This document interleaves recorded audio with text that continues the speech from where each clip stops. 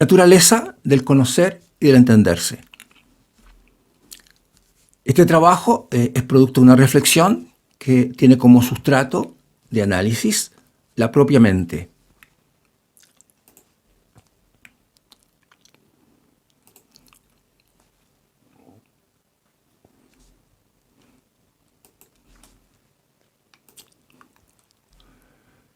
Aquí se muestra lo que podríamos considerar una ruta de viaje para el trabajo. ¿De qué se trata? Primero estableceré lo que constituye la esencia lógica invariante de todo conocimiento. En un segundo tramo de este viaje aclararé lo que en esencia tiene que suceder para que los sujetos se entiendan entre sí. Finalmente, de lo anterior, formularé una herramienta o procedimiento lógico cuya aplicación por un sujeto induce a entender una información cualesquiera. Bien, entonces me centraré en el primer recuadro. Esto es aclarar lo que constituye la esencia lógica invariante de todo conocimiento.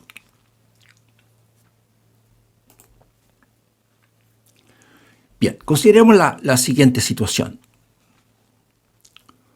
¿De qué se trata? Un sujeto, ahí pequeñísimo, muy pequeño, se desplaza sobre la superficie de un disco con forma ovalada.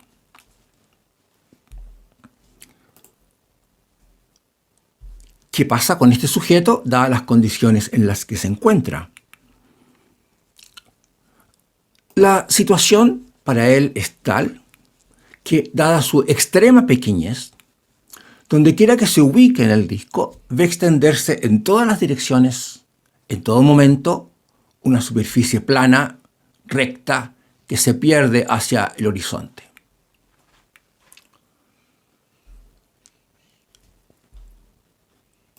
Una pregunta que podemos hacernos es si en las circunstancias en que este sujeto se encuentra puede detectar o concebir que la superficie del disco sobre la que se desplaza tiene forma ovalada. Repito las condiciones. Donde quiera que este sujeto se sitúa en el disco, ve extenderse hacia el horizonte en todas las direcciones, en todo momento, una superficie plana, recta. Y nos preguntamos si este sujeto, en las condiciones en que se encuentra, puede detectar que la superficie sobre la que se desplaza tiene forma ovalada.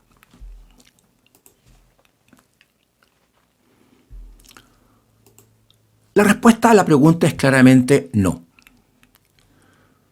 Porque tal como se le presentan las cosas al sujeto, de partida no percibe curvatura en la superficie. Condición sí o sí necesaria para detectar la forma ovalada del disco. Que le digan a este sujeto que se desplaza sobre una superficie con forma cuadrada, o con forma circular, o con forma de pentágono, le dará lo mismo. Simplemente no puede diferenciar entre estas proposiciones. Introduciendo ahora el término conocimiento para la situación descrita, podemos entonces señalar que en las condiciones en que se encuentra el sujeto, no puede generar el conocimiento de que la superficie del disco sobre la que se encuentra es ovalada, ya que no puede detectar el óvalo.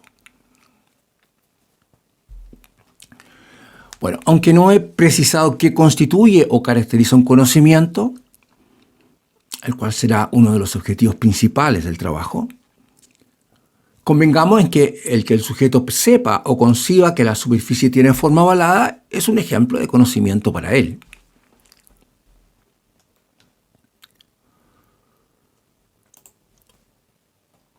La pregunta pendiente, entonces, es ¿qué es lo que tendría que suceder para que el sujeto pueda detectar o concebir el disco con forma ovalada? Esto es, pueda generar este conocimiento.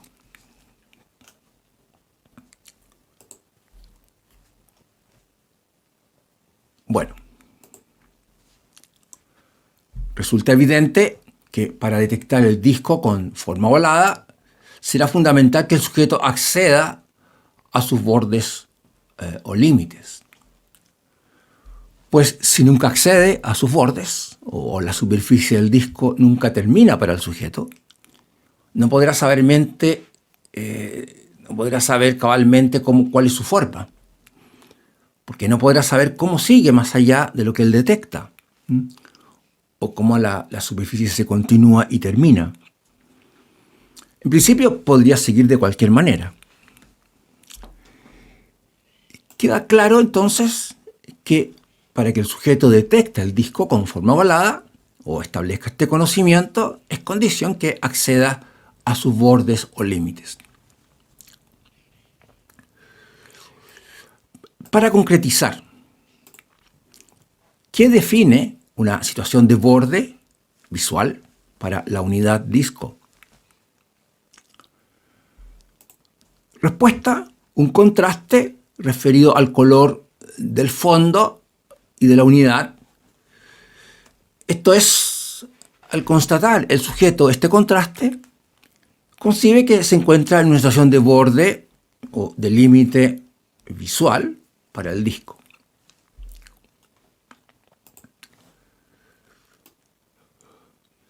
Pero hay algo que precisar. Para establecer la forma ovalada del disco, se requiere algo más que decir encontrarse en una situación de borde visual de la unidad. Porque si estoy localmente en una situación de borde, lo que sabré es el comportamiento local de la figura. Esto es cómo la forma se establece para una zona, pero no necesariamente para el resto. Entonces, lo que efectivamente tiene que suceder para que el sujeto detecte visualmente el disco con forma ovalada es que un contraste, en este caso para los colores naranja, blanco, recorra y se cierre sobre sí mismo en el espacio. Y lo que el sujeto verifica al producirse o detectar este cierre es que establece una separación o la delimitación de una entidad en el espacio como fondo. Resumiendo entonces, a la pregunta de qué es lo que hace que un sujeto pueda configurar y concebir visualmente el disco ovalado, la respuesta es que detecta un contraste referido al color de la unidad respecto al color del fondo, que recorre, entre comillas, recorre y se cierra sobre sí mismo en el espacio. Lo que lleva al sujeto a separar o a delimitar la entidad disco ovalado en el espacio como fondo.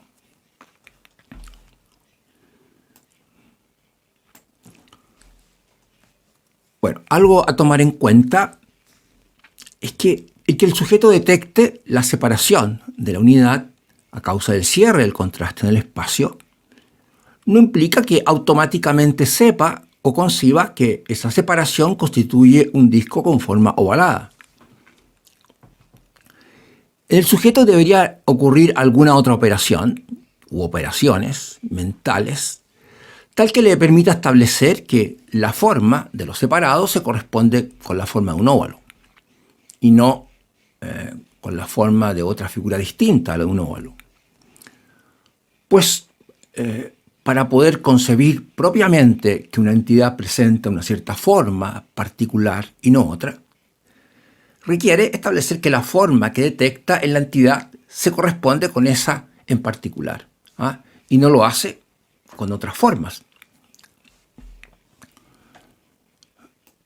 Para nosotros, y para simplificar las cosas, decir que el sujeto establece la separación o constituye la unidad es equivalente a decir que establece el conocimiento de que la unidad separada presenta forma ovalada.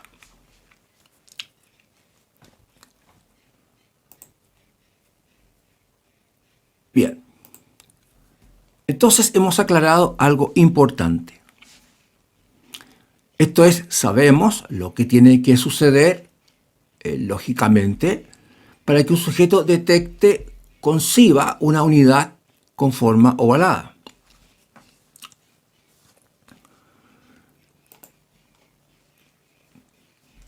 Ahora nos haríamos una pregunta ambiciosa, realmente muy ambiciosa.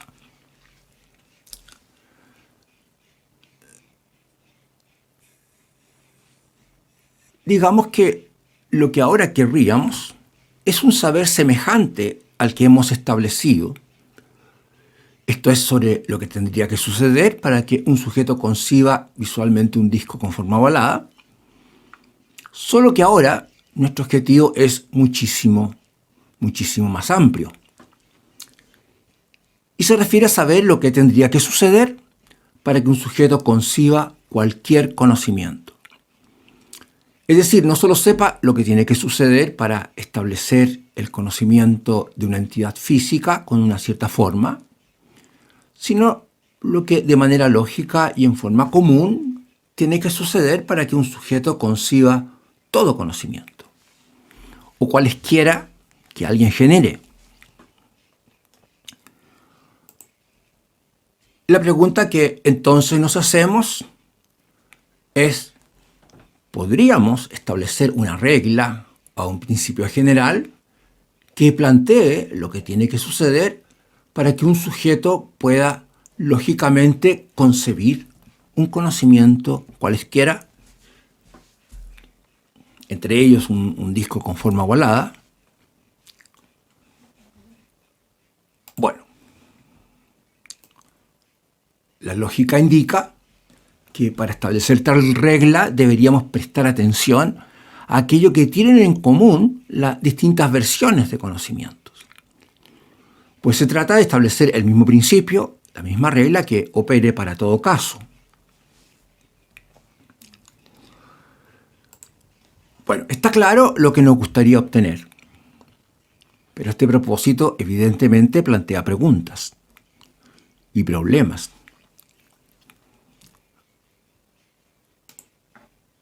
Un problema importante se refiere a cómo podríamos determinar lo que es esencial y común a todo conocimiento, siendo lo heterogéneos que ellos son. ¿Qué tiene que ver o qué tendría en común el detectar o concebir un disco ovalado con concebir un concepto, con una teoría, o que tendría en común con un conocimiento referido a una cierta emoción, etc.? Bueno, se nos presenta entonces este problema de establecer algo en común para las distintas versiones de conocimientos, dado lo heterogéneos que ellos son. Veamos cómo resolvemos esto.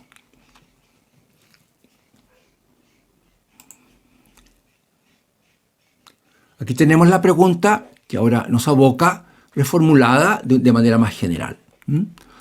Esto es cómo determinar lo esencial y común en el ámbito de lo diverso o de lo heterogéneo.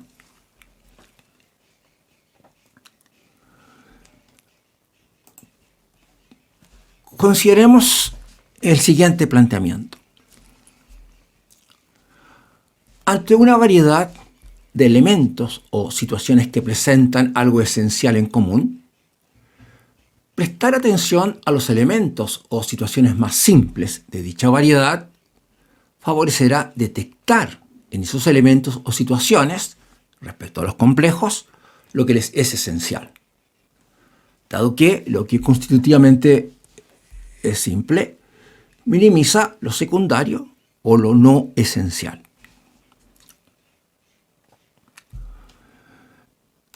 Entonces, proposición.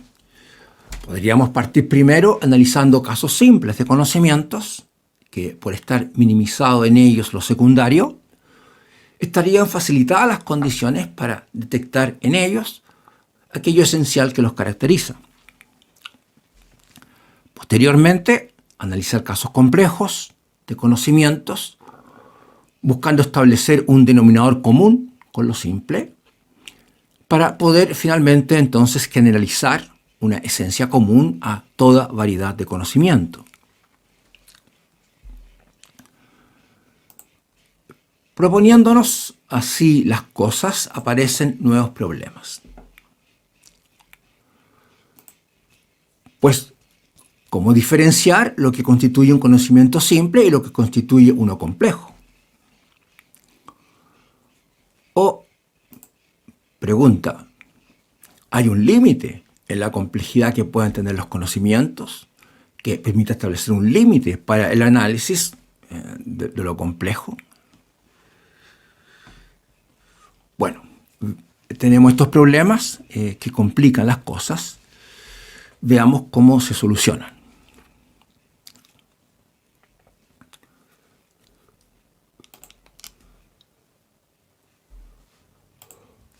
Solución.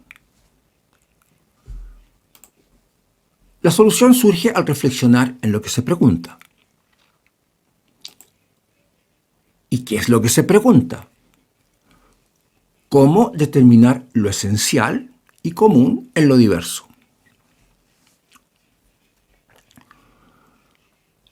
Bueno, en la pregunta el término clave a poner especial atención es en el término común. Analicemos ahora el siguiente planteamiento que nos abrirá una puerta de salida.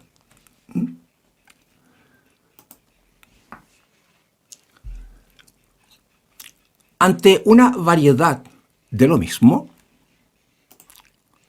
sea que algo de dicha variedad se presente en una versión simple o se presente en una versión compleja,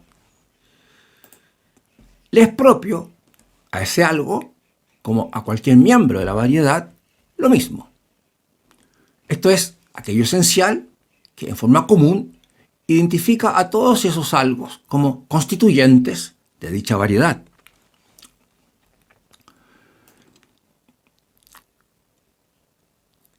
Interpreto. Independiente de que un conocimiento se presente en una versión simple o en una versión compleja, a todas las versiones les caracterizará lo mismo. Esto es aquello esencial y común que permite tratar a todas estas versiones como miembros de la misma variedad. Esto es que define a todas las versiones en forma común como conocimientos. Por lo tanto, lo esencial de un conocimiento simple es también lo esencial de un conocimiento complejo. De modo que, en principio, bastará analizar y determinar lo esencial de un conocimiento simple para saber que eso mismo también tiene que constituir lo esencial de uno complejo, cualesquiera sea su complejidad. Entonces, lo importante a destacar es que, siendo así las cosas, no necesitaremos adentrarnos ni evaluar lo que resulta un conocimiento complejo diferenciándolo de uno simple. Simplemente, analizando un caso simple, intuitivamente podremos, en principio, generalizar o proponer lo esencial o lo invariante para la totalidad de casos.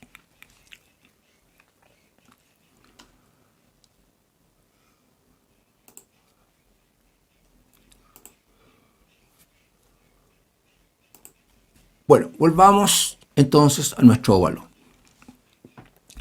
Que el ser concebido por un sujeto representa intuitivamente una situación verdaderamente simple de conocimiento.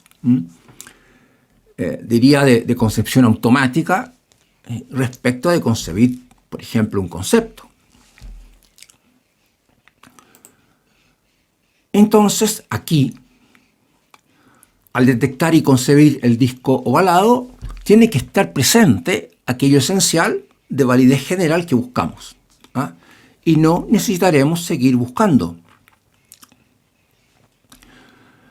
Entonces, ¿qué es eso general y esencial que está aquí presente?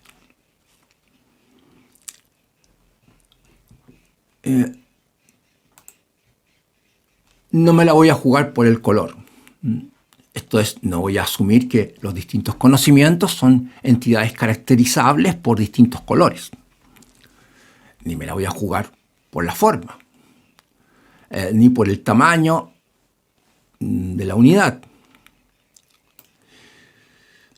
En realidad, si uno reflexiona con mayor detención, no deberíamos proponernos estas variables como postulantes para una esencia común e invariante de todo conocimiento, pues estas variables son propias de entidades físicas materiales. Y hay conocimientos que se refieren a entidades abstractas, no materiales, como lo son las clases. Así es que esto del color, de la forma, del tamaño, mejor dejémoslos de lado.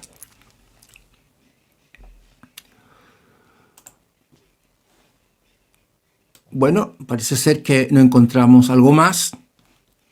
Bueno, salvo esto. Esto es asociado a la detección del disco ovalado. Hay involucrado el establecimiento de una separación. Esto es la delimitación de una unidad, de una entidad, de un ser, en un fondo o en un contexto en el que se plantea dicha separación. Gracias a un mecanismo separador que en este caso se trata de un contraste referido al color del fondo y de la unidad que recorre y se cierra sobre sí mismo en el espacio. Bueno, personalmente no me imagino o detecto alguna otra cosa que uno pudiera tomar en cuenta.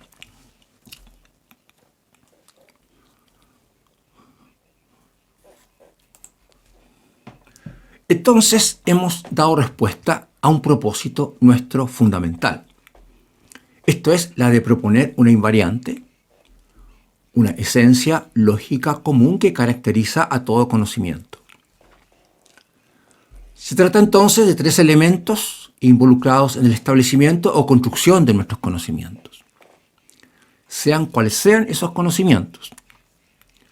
Un contenido, una unidad, una entidad, un ser, un fondo o contexto y un mecanismo o factor separador.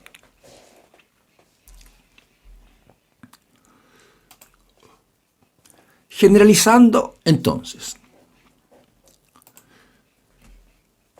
como os he estado diciendo, todo conocimiento es caracterizable por tres elementos, entonces por un contenido, un contexto, fondo y un mecanismo factor separador, delimitador del contenido en un fondo.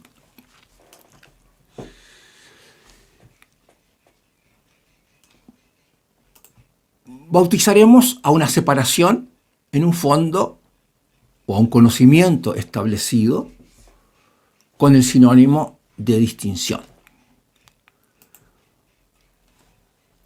Y por ende, al mecanismo separador o como criterio de distinción. Digamos que entonces que si un sujeto establecido del conocimiento de que cierto objeto tiene forma de óvalo, entonces decimos que el sujeto ha distinguido un objeto a la que le adscribe la forma de óvalo.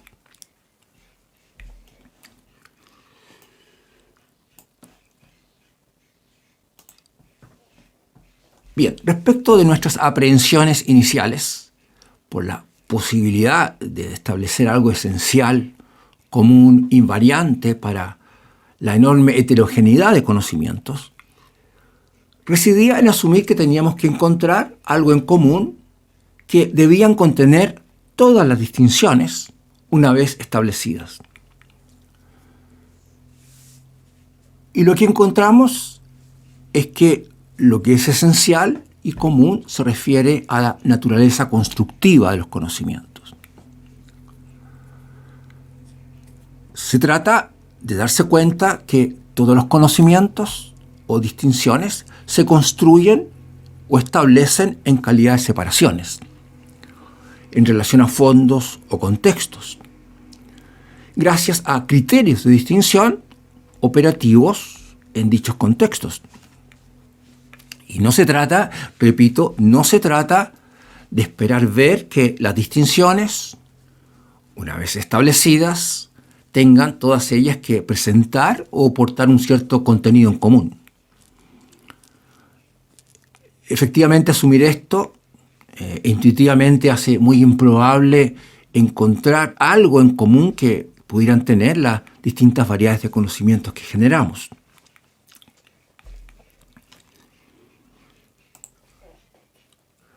Como conclusión, formulamos el siguiente planteamiento general que denominamos NGC, o Naturaleza General del Conocer. Todo conocimiento generado por los sujetos, sea el que se trate, independiente de su simpleza o complejidad, constituye una distinción, la separación de un contenido en un fondo.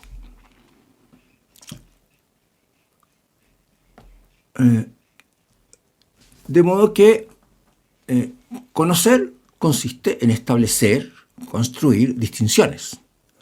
Esto es, separaciones de entidades, situaciones, en relación a fondos o contextos. Bueno, lo que aquí se plantea es una respuesta a aquella parte del título de este trabajo que pregunta por la naturaleza del conocer. Y aquí se me viene a la cabeza una expresión de uso común, la que se refiere a decir que todo tiene su límite. Expresión que podemos entenderla como para poder señalar o referirnos a algo, requerimos o estamos obligados a separar ese algo en un cierto contexto. Esto es, obligados a referir límites para ese algo que permiten separarlo.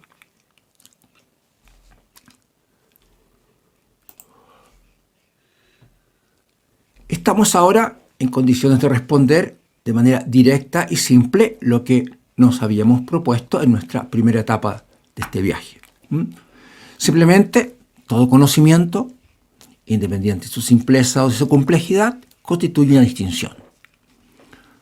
De manera que a todos les podremos caracterizar una esencia o una invariante conformada por un contenido, un fondo y un criterio de distinción o factor separador, que permite constituir dicho contenido en ese fondo. Punto.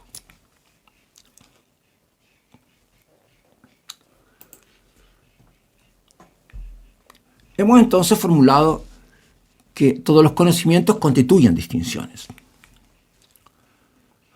Bueno, pero pregunta. ¿A partir de qué hemos derivado o establecido que todo conocimiento constituye o es concebible como una distinción?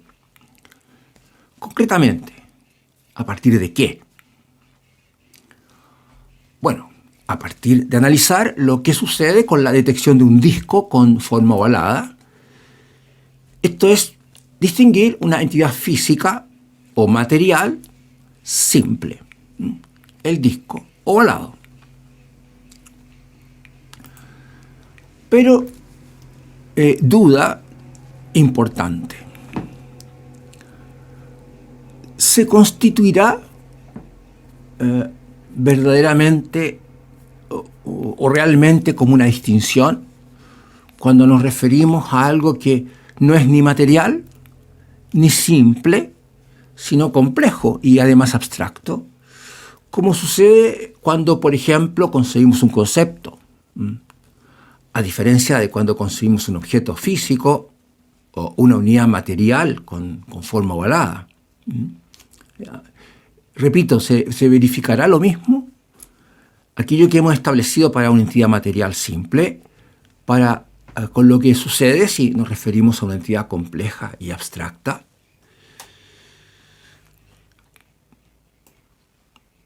La respuesta a esta duda ha sido ya establecida en términos lógicos y es un rotundo sí. Pero digamos que insistimos, digamos que nuestra duda es de fe. Pues una cosa es asumir o derivar que lógicamente debe ser así, Y otra cosa distinta es tener el convencimiento o la evidencia de que este sí es un sí.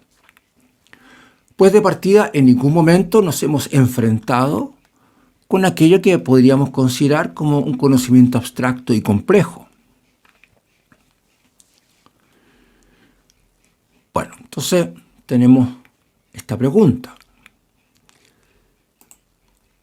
Otra duda que surge es que, considerando que la distinción de un disco físico queda referida o establecida en un fondo espacio-tiempo, entonces, ¿en qué parte del espacio-tiempo referiremos la distinción de una entidad abstracta?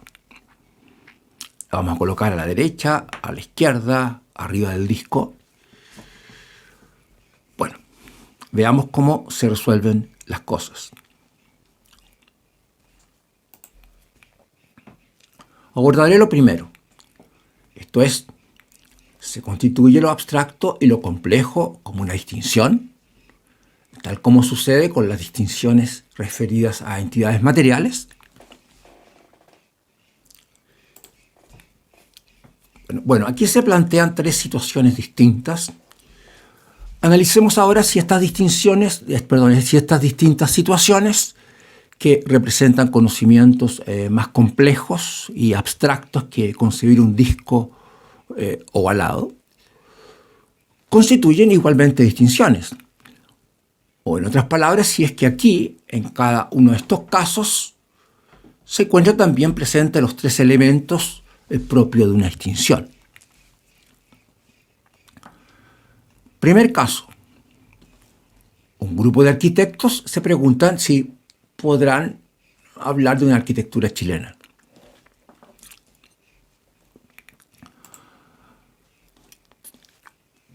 Podemos interpretar las cosas diciendo que estos arquitectos están tratando de ver si pueden establecer o explicitar un contraste que permita separar las edificaciones chilenas en el contexto mundial de las edificaciones. Ahora, mientras estos arquitectos no configuren o coexpliciten un contraste o un criterio de distinción que les permita separar las edificaciones chilenas del resto de las edificaciones del mundo, las que pasarán a constituir un fondo para las edificaciones chilenas, ellos no podrán referirse o hablar de una entidad llamada arquitectura chilena, o de un carácter propio para la arquitectura chilena. Veamos este otro caso. Un sujeto se emociona positivamente al escuchar a Arrau tocar el piano. Y se pregunta qué tiene de diferente la interpretación de Arrau a la que hacen los demás pianistas.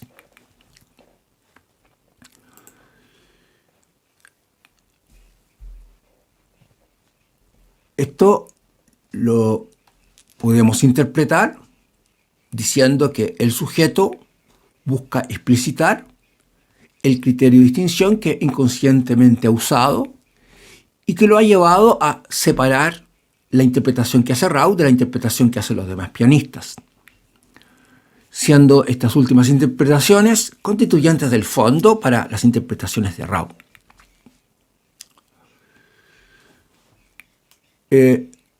Finalmente, este tercer caso, la ausencia de Juan hizo darnos cuenta de su importancia del equipo. Entonces, aquí se verificó un contraste en el desempeño del equipo con y sin Juan. Digamos que con Juan el equipo ganaba y sin Juan el equipo perdía. De modo que los desempeños del equipo sin Juan podrían ser vistos o considerados como tratados como un fondo respecto a los desempeños del equipo con Juan.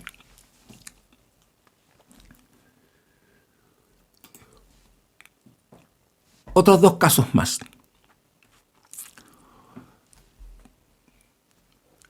Para evaluar el poder curativo de una droga, se realiza el experimento de comparar los efectos de suministrar a un grupo de sujetos la droga en pastilla versus suministrar a otro grupo de sujetos pastillas sin droga, lo que llamamos placebo.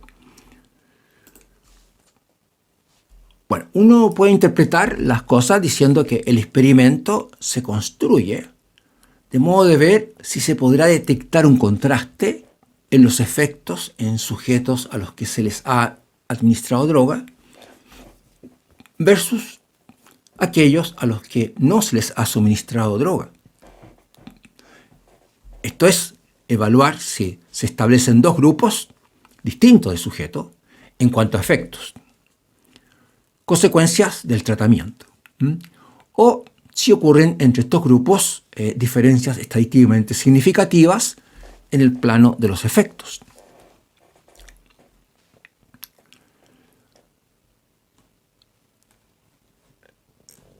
Bueno, este último caso dice, después de un cierto tiempo de práctica, Juan se ha dado cuenta que ha aprendido a andar en bicicleta. Y uno puede interpretar la situación diciendo que Juan ha separado, ha distinguido un cierto patrón referido a la actividad muscular de su cuerpo de otros patrones musculares suyos, dándose cuenta que el accionar de ese patrón separado le permite conducir una bicicleta. Bueno, entonces, resumiendo las cosas, hemos abordado 5 casos o situaciones distintas que intuitivamente referirse a ellas constituyen conocimientos más complejos que simplemente distinguir un disco ovalado. Y de este análisis deriva que conocimientos más complejos que concebir un objeto con una cierta forma se constituyen también para el sujeto en calidad de separaciones, distinciones. De modo que los conocimientos complejos pueden ser vistos como distinciones. Y lo será así para todos los casos, a menos que para algunos se evidencie en ese caso particular, para ese caso particular, algo distinto. Bueno.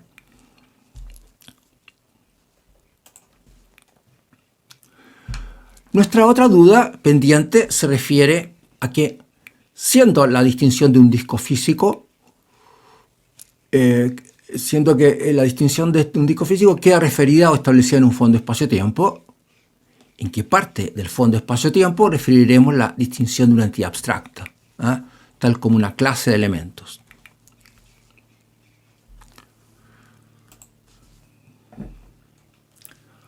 Respecto de la pregunta de poder referir un fondo espacio-tiempo para las distinciones de entidades abstractas, consideremos el siguiente universo en el que se representan 13 objetos físicos, materiales, cualesquiera. Veremos que en este mismo universo, y lo que es igualmente válido para cualquier otro universo con entidades materiales, podemos establecer dos tipos de distinciones, o dos productos cognitivos con consecuencias muy diferentes para los sujetos.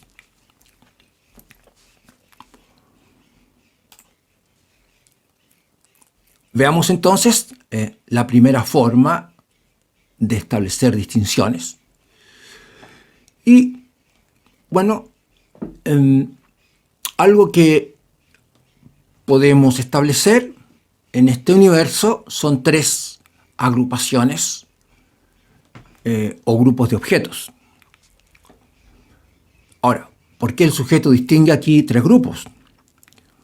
Bueno, estas distinciones surgen como consecuencia de que el sujeto puede establecer un contraste para los distanciamientos espaciales relativos entre unidades vecinas.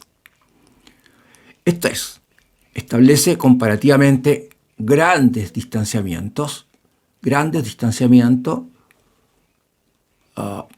entre unidades vecinas y las que pueden ser adscritas a grupos distintos respecto de pequeños distanciamientos entre entidades vecinas, las que quedan adscritas a un mismo grupo.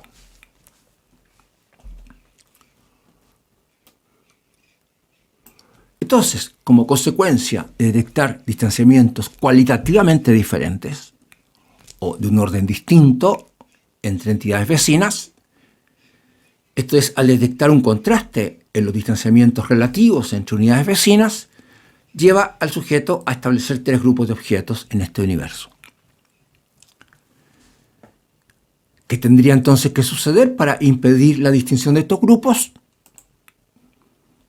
Pues anular o impedir el contraste para los distanciamientos de entidades vecinas. Esto es anular la detección de distanciamientos cualitativamente diferentes entre entidades vecinas.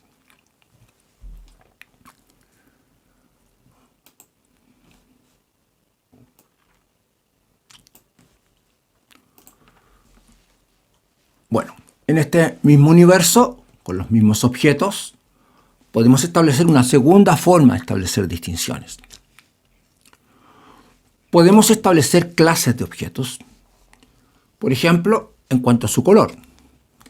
Esto es, podemos establecer una clase de objetos color rojo, una clase de objetos color naranja y una clase de objetos color verde. ¿Cómo impedir o anular el establecimiento de estas clases o distinciones? Obviamente, anulando el contraste referido al color de los objetos.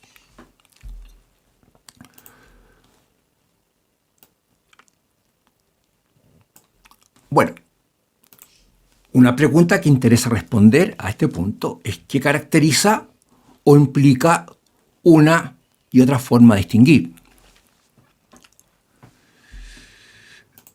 En la primera forma, cuando señalamos estos grupos, el contraste no atenta, estos distanciamientos relativos entre entidades vecinas, el contraste no atenta, no afecta la interimbricación de los objetos o del sustrato en el espacio-tiempo. Lo que implicará que las distinciones productos, estos grupos de objetos, retienen asimismo entre sí su interdimensionalidad espacio-temporal.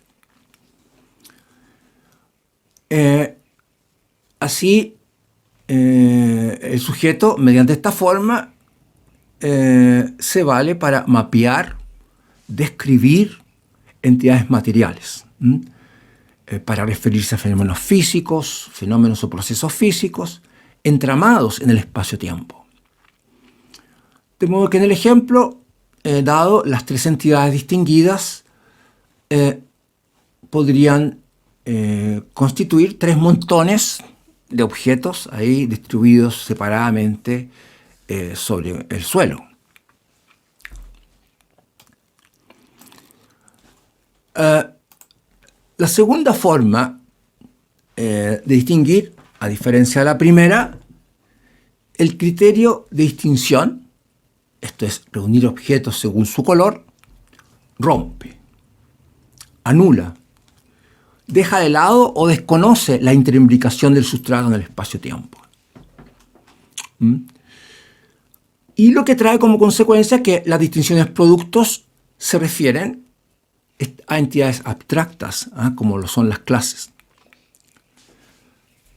Ahora, las entidades o globalidades o productos llamados clases no están entre sí entramados en un fondo espacio-tiempo y por ello constituyen entidades abstractas. Entidades que se plantean o que existen en fondos conceptuales. Concretamente, en el ejemplo dado, la clase de objetos color rojo tiene como constituyentes del fondo la clase de objetos color verde y la clase de objetos color naranja. Dicho las cosas de otra forma, no podemos establecer una medida de distanciamiento físico para dos clases como estas que están planteadas aquí. O no sería imposible tropezarnos con una clase de objetos. Aunque sí nos podríamos tropezar con un grupo de objetos amontonados ahí sobre el suelo. Globalidades materiales a las cuales el sujeto se refiere mediante la primera forma de distinguir. Entonces, aquí tenemos dos formas de establecer distinciones en un mismo universo. con consecuencias cognitivas distintas para los sujetos. Resumiendo, dos tipos de contrastes distintos configuran dos tipos de distinciones distintas, con consecuencias cognitivas muy diferentes para los sujetos y que ellos simultáneamente usan. Ambas usan simultáneamente en su relacionarse con el entorno. Por un lado describen lo que hay y sucede, y por otro lado comprenden, conceptualizan la realidad. ¿Cuáles son estas dos formas de distinguir con las que el sujeto simultáneamente se vale para dar cuenta y comprender lo que hay y sucede? Bueno, por un lado tenemos las distinciones, como hemos estado diciendo, referidas a entidades o fenómenos interimbricados en un fondo espacio-tiempo, siendo el sustrato para su establecimiento entidades materiales y o fenómenos físicos.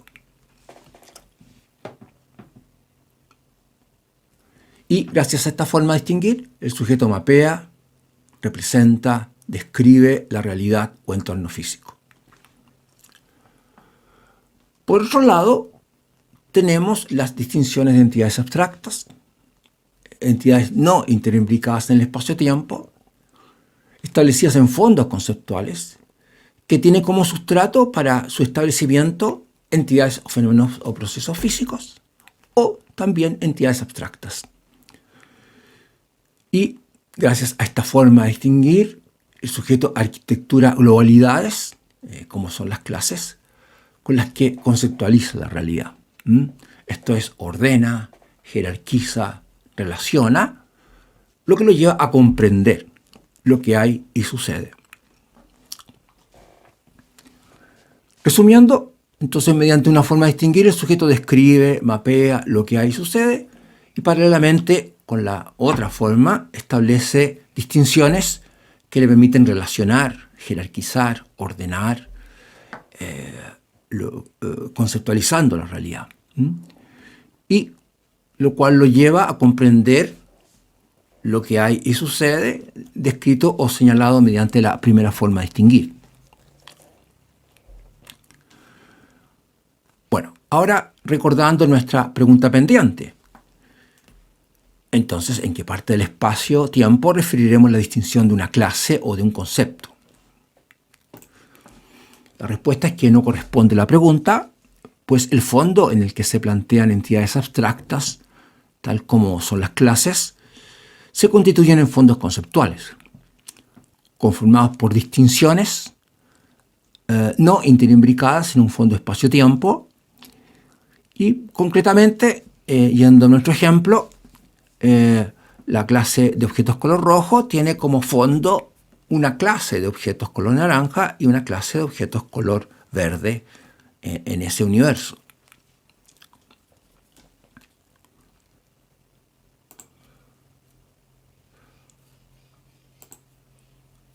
Bien, centrémonos ahora en lo que tiene que en esencia suceder para que dos sujetos se entiendan entre sí. Enfocando siempre las cosas bajo nuestra perspectiva NGC. Esto es que el conocer consiste en establecer o construir distinciones. Bueno, antes respondamos la siguiente pregunta. ¿En qué consiste enseñar?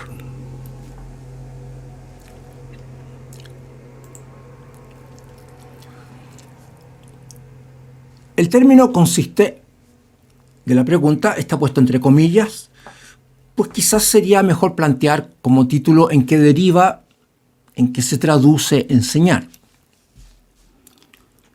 Bueno, desde nuestra perspectiva, en la que conocer consiste, deriva, se traduce en construir o establecer distinciones, enseñar podría verse como la situación en la que un profesor sabe algo y eso que sabe se lo transmite o se lo hace saber a un estudiante. Esto es, el estudiante conforma una distinción o distinciones o un conocimiento preconfigurado por el profesor.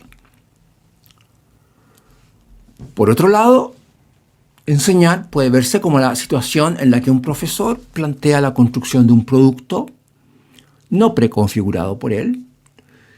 Esto es, libre y creativamente un estudiante elabora distinciones centradas en su propia interpretación o visión de las cosas.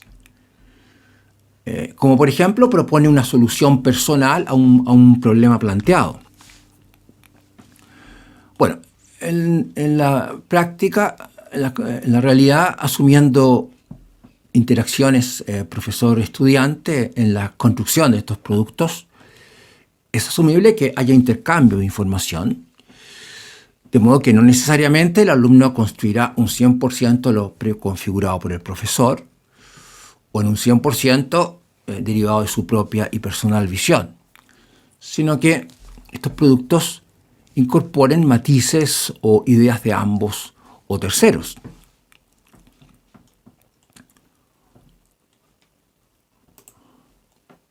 Ahora la pregunta que especialmente nos interesa responder en este segundo tramo de este viaje. ¿Qué tiene que en esencia suceder para que dos sujetos se entiendan entre sí? Por ejemplo, en aquello que mutuamente se dicen.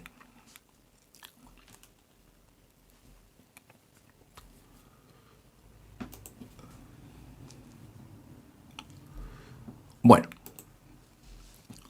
dos sujetos se entienden entre sí cuando experimentan o perciben congruencia, correspondencia en sus separaciones. Esto es, lo que refieren o derivan de sus distinciones les resultan mutuamente aplicables. Por ejemplo, dos sujetos conversando se dicen entre sí: yo vi que la persona trajo tal cosa. La otra persona responde: bueno, yo también vi a una persona que trajo eso que tú dices. Además recuerdo que vestía así.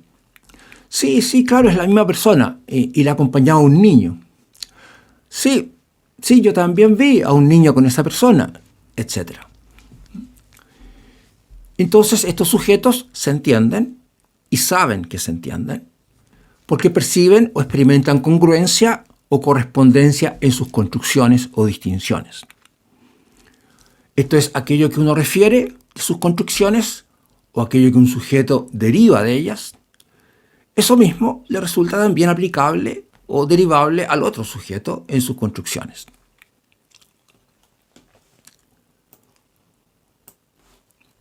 Ahora,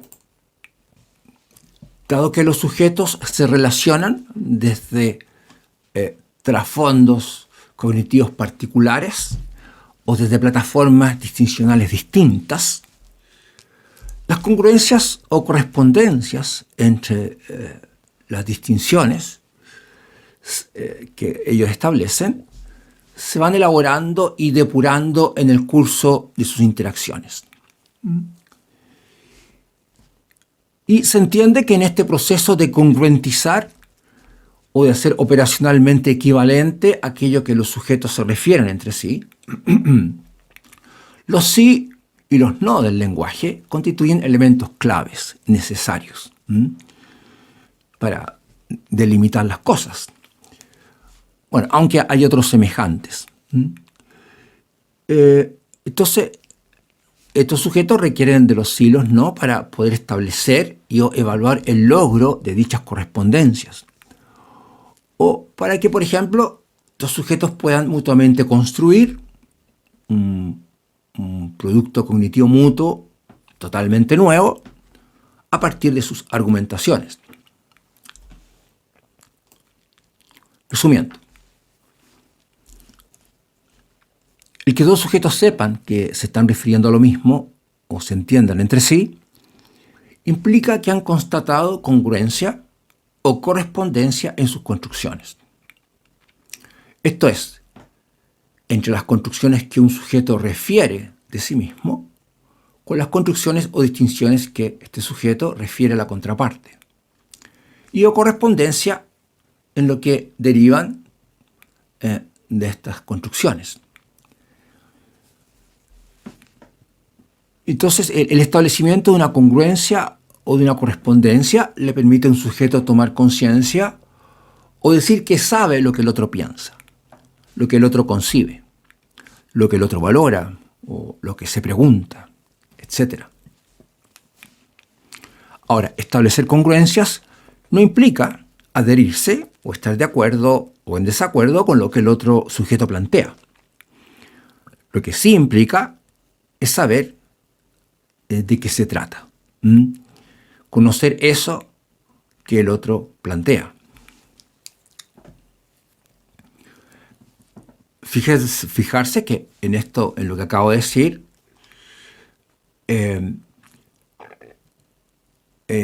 esto de las congruencias, estoy informando de un no. Establecer estas congruencias no implica adherirse o estar de acuerdo. Ahora, y lo que sí, y estoy informando de un sí, lo que sí implica es saber de qué se trata, conocer eso que el otro plantea. Entonces, esta combinación sí-no, para lo que implica, entonces uno aclara o plantea lo que implica esta congruencia.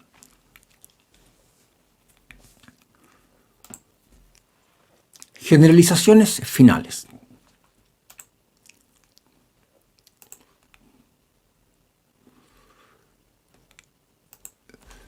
Todo es distinguir. Todo se constituye cognitivamente para el sujeto como distinciones. Esto es todo producto o sustrato del referir del sujeto, sea que lo haga a sí mismo, sea que lo haga a los demás, constituye una distinción. O nos relacionamos cognitivamente desde el distinguir, estableciendo una dinámica en y entre nosotros que deriva de las distinciones o construcciones que vamos estableciendo y o comunicándonos. Una distinción es entonces la entidad cognitiva operacional básica de la comunicación entre sujetos, así como el elemento cognitivo interno sobre y desde el cual los sujetos operan para configurar nuevas distinciones.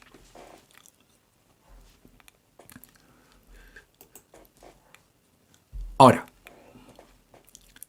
cada vez que se configura un contraste, surge inevitablemente en el sujeto la noción de un algo.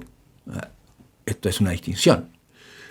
De modo que sin nuevos contrastes, nada nuevo se constituye o reconfigura para él.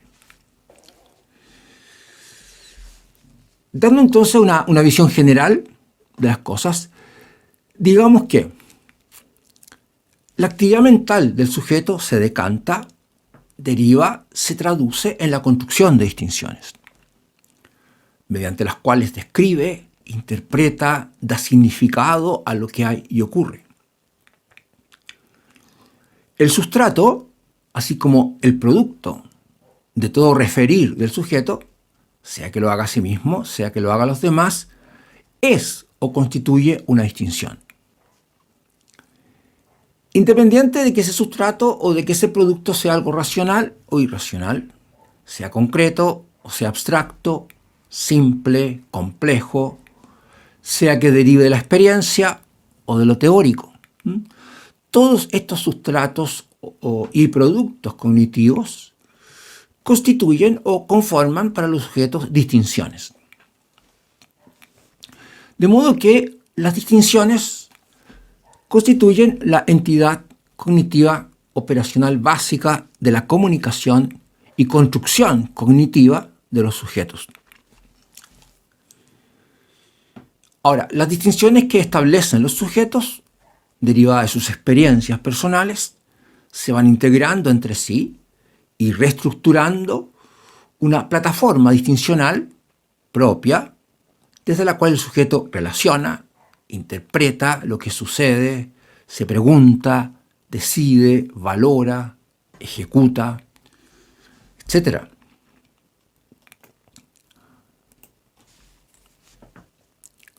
Algo a tomar en cuenta es que las plataformas distincionales no son como esponjas neutras ante aquello que se distingue, sino que su contenido tiene incidencia u orienta la detección y establecimiento de nuevas distinciones. las que a su vez se engranan en la propia plataforma y la van modificando de una determinada forma. Por ejemplo, si esta casa en la que yo vivo entra un ingeniero civil, él podría, derivado de sus conocimientos, detectar o llamarle la atención aspectos de la construcción de la casa que yo no tendría idea, porque no tengo sus estudios o su visión. Claro que él podría finalmente enseñarme o hacerme ver cómo es que surgen esas distinciones que yo no conocía y en el futuro poder yo mismo establecerlas, por ejemplo, en otra casa. Entonces, cada vez que se configura un contraste, se constituirá inevitablemente para los sujetos un algo. La noción de un algo, esto es una distinción. De modo que sin nuevos contrastes, nada nuevo aparece o se constituye para ellos.